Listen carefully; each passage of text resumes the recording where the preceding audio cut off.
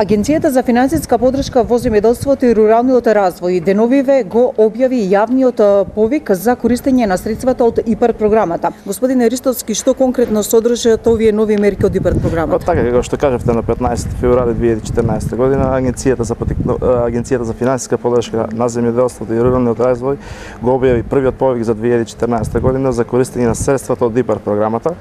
Овој повик се однесува на мерките 101, 103 и 302. Мерката 101 се однесува за инвестиции на земјоделските стопанства, мерката 103 се однесува за инвестиции за преработка и маркетинг на земјоделските и рибните производи и мерката 302 се однесува за дизиверсификација на руралните економски средини. Така да сите инвестиции се однесуваат се со цел преструктурирање и надградба на земјоделските стопанства со цел на достигнување на стандардите на Европската унија. Така, колку да ни кажете колку изнесува висината на средствата кои што се наменети сега во овој јавен повик за ИПАРД програмата? Значи висината на финансиската поддршка која што ја нуди оваа програма изнесува од 50 до 75% од прифатливите трошоци за што се однесуваат на инвестицијата.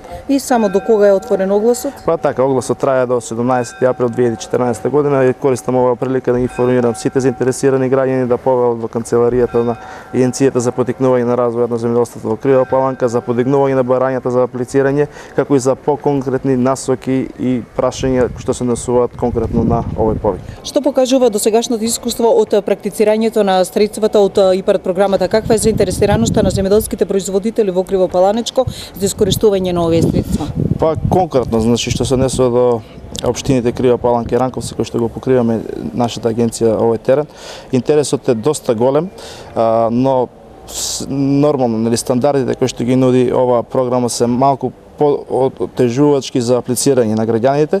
Претходните повици имавме околу 17 апликанти, се уште во тек процедурата од претходниот повик, крајниот исход ќе го дознаеме наскоро, се надам дека и овој повик ќе предизвика голем интерес кај граѓаните, ќе дојдат, ќе аплицираат и се надевам дека некој ќе успее да ги искористи овие средства.